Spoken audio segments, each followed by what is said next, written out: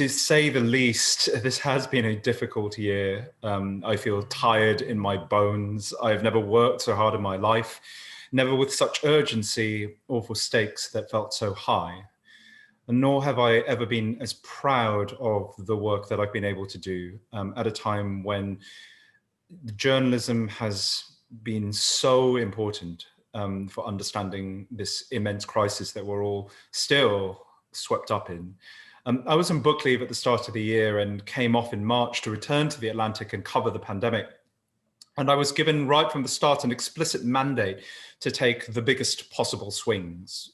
We say at the Atlantic that people don't come to us to learn the news, they come to learn how to think about the news. And that while mighty, we are also a small newsroom.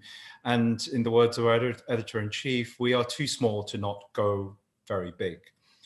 So what I've tried to do from the very start was to produce work that is commensurate with the scale of the crisis before us. I tried to predict the zeitgeist and answer the big questions that perhaps people didn't even realize they were asking. Questions like, how will the pandemic end? Why is this so confusing? Why is what I'm seeing in my community different from what I'm seeing in the news? Why are we still stuck like this? How did it come to this?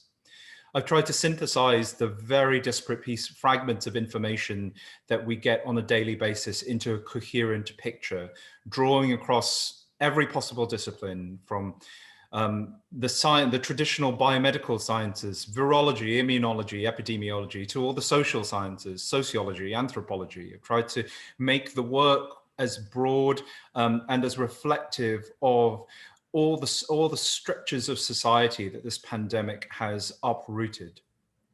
I've tried to pre-arm people with the knowledge they need to understand future controversies, vaccinating them against misinformation instead of simply treating it. I've tried to tell stories that have not been told, of burnt out medics who are exhausted to long haulers still struggling with persistent rolling symptoms. I tried to make the work beautiful to read, compassionate, future-looking, but based on data, the journalism of evidence-based imagination.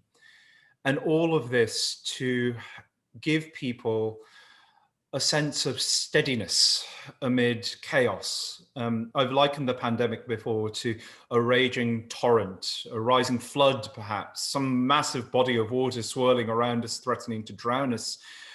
And good journalism, I believe, can act as a platform, a rock in the middle of that, a stable piece of land on which people can stand and observe what is happening around them without being swept away in it. Does any of this work?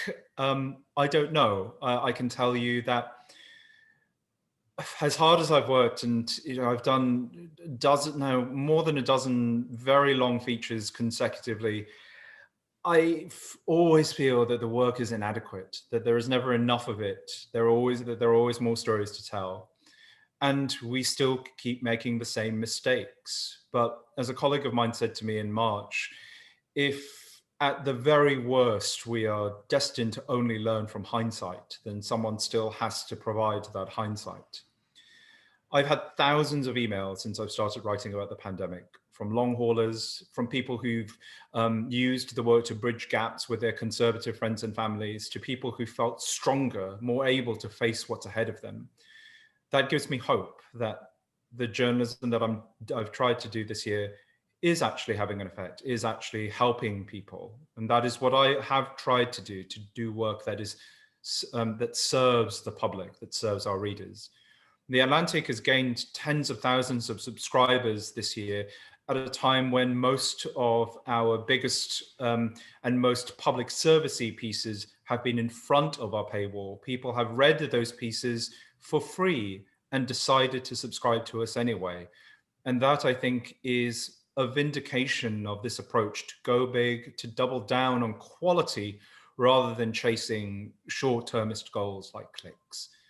Journalism matters. And I think giving journalists space to do their best work really matters.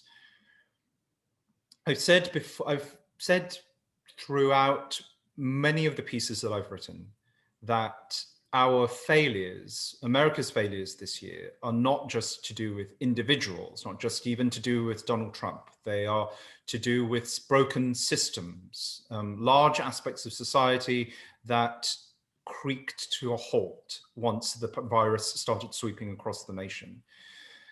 But if that is true, if our failures are as much systemic as individual, then the same must be true of our successes. And I know that I could not have done the work that I have done without the full support of the place where I work. The Atlantic gave me the time, the space, and the mandate to do the kind of journalism that I think makes a difference.